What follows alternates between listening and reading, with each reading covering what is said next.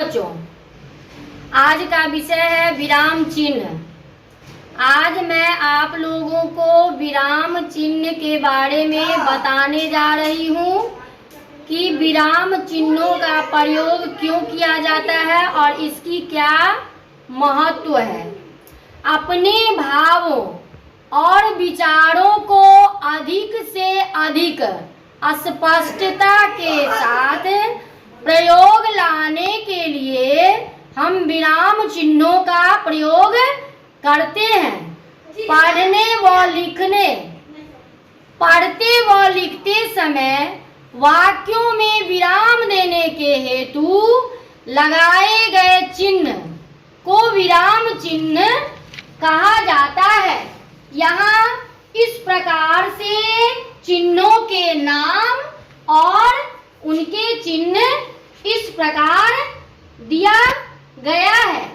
अब इसे बारी बारी से समझें कि इन चिन्हों को क्यों प्रयोग किया जाता है और इसकी क्या आवश्यकता है। पूर्ण विराम, सबसे पहले पढ़ते समय वाक्य पूरा हो जाने पर पूर्ण विराम का चिन्ह लगाया जाता है। जैसे राम अयोध्या के राजा थे।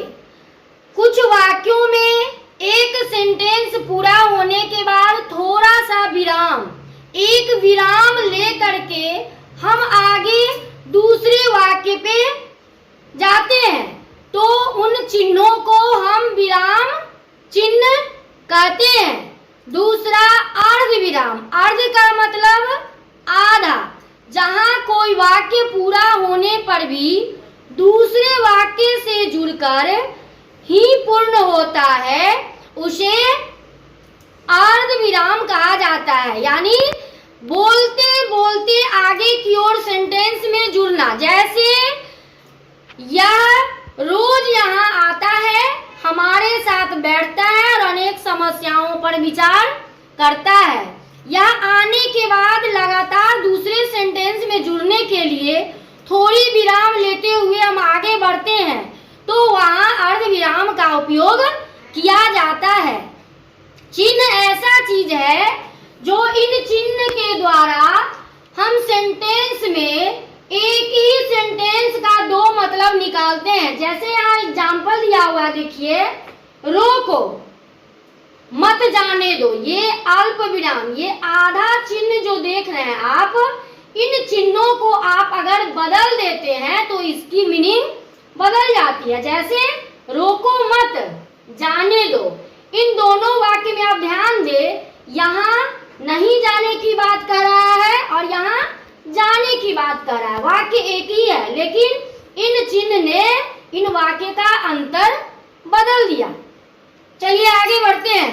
अल्प विराम, जब अपनी बात कहने के लिए बीच बीच में रुक रुक कर आगे बढ़ते हैं। जैसा कि मैंने अभी बताया, राम, लक्ष्मण, सुग्रीव, अंगद इत्यादि कुछ नामों को एक साथ जोड़ने के लिए इस कॉमा, इसे हम कॉमा इंग्लिश में बोलते हैं और यहाँ अल्प विराम कहते हैं हिंदी में।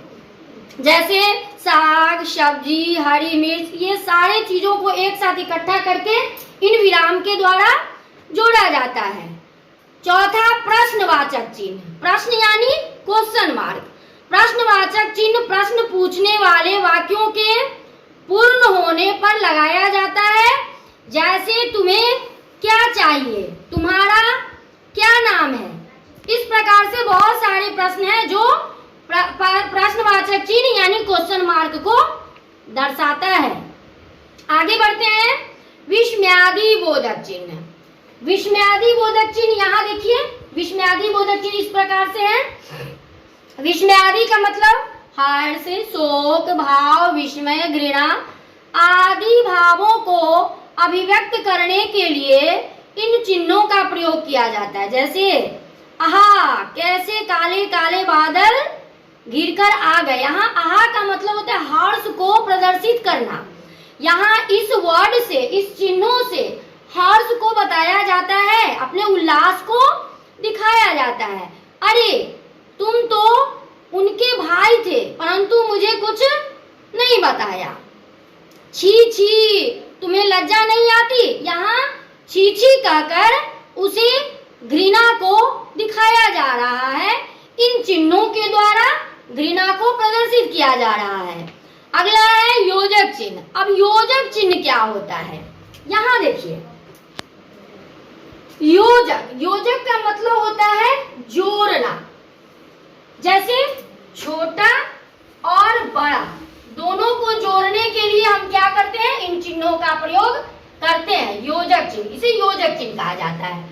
दो शब्दों के बीच एक चिन्ह जो दोनों शब्दों को परस्पर मिलाता है, तो उन्हें योजक चिन्ह कहते हैं। योजक चिन्ह अपना भला बुरा हमें स्वयं सोचना चाहिए। यहाँ भला और बुरा दोनों को योग करता है, जोड़ता है। माता पिता, भाई बहन, बहुत सारे ऐसे शब्द हैं जो दोनों शब्दों को मिलाता है उस बीच में इन चिन्हों के द्वारा। आगे बढ़ते हैं। निर्देशक चिन्ह। निर्देशक का मतलब होता है इशारा करना आगे की ओर। जैसे हम प्रश्न लिखते हैं, जब हम बच्चे को प्रश्न उत्तर लिखवाते हैं तो प्रश्न के सामने यहाँ निर्देश दे दिया जाता है कि ये प्रश्न आगे लिखा जा रहा है, या फिर उत्तर लिख करके उसके सामने ऐसे डैश दे करके हम इशारा करते हैं कि ये उत्तर आगे लिखा जा रहा है। निर्देशक चिन्ह का प्रयोग संकेत के लिए, सिंपल सा शब्द। पुस्तकालय के निम्न निर्देश हैं, जैसे पुस्तकालय के सामने डैश दे करके सारे निर्देशों को लिखा जा सकता है। उद्धरण या अवतरण। अब उद्धरण और अवतरण क्या होता है? जब किसी का कथन ज्यों का त्यों लिखा जाता है तब उद्धरण चिन्ह लगाया जाता है। जैसे कृष्ण ने कहा, अर्जुन सामने खड़ा शत्रु सेना पर आक्रमण करो। अर्जुन और करो के बीच में जो इन चिन्हों का, जैसे बीच में एक शब्दों को इन चिन्हों के द्वारा घेर दिया जाता है, समेट दिया जाता है। ठीक है। महात्मा गांधी ने कहा, स्वतंत्रता हेतु अहिंसा के मार्ग पर चलना चाहिए। महात्मा गांधी के कहने का मतलब एक उद्धरण चिन्हों में समेटा जाता है।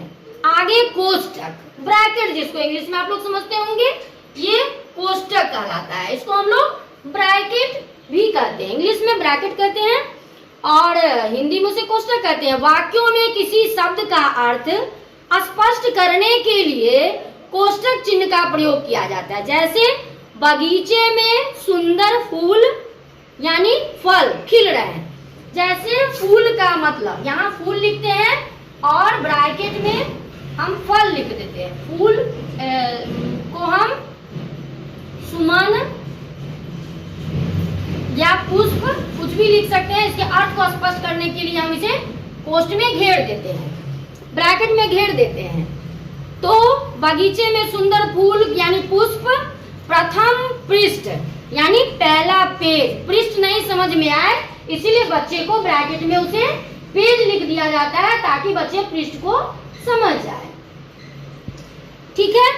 अगला और अंतिम देखिए, लाघव। लाघव आप लोग कुछ कम इसका उपयोग होता है। लाघव चिन्हों का उपयोग कम से कम होता है। 2-4 ही चिन्ह है जिनका प्रयोग हम अधिकांशतः करते हैं, प्राय करते हैं। लाघव चिन्ह, लाघव का मतलब होता है, लाघव इस प्रकार का चिन्ह है जिसका प्रयोग हम कब करते हैं? छोटा, किसी रूप को छोटा देने के लिए, शॉर्ट फॉर्म देने के लिए हम इन चिन्हों का प्रयोग करते हैं। जैसे अगर हमें डॉक्टर लिखना हो तो डॉक्टर, डॉक्टर लिखने के लिए हम क्या करते हैं? D0। जैसे डॉक्टर जवाहरलाल नेहरू, डॉक्टर जवाहर लाल नेहरू। ठीक है। इस प्रकार से इन चिन्हों के बारे में मैं आप लोग को बताई। आगे अगर प्रॉब्लम हो तो जरूर बताएंगे। धन्यवाद।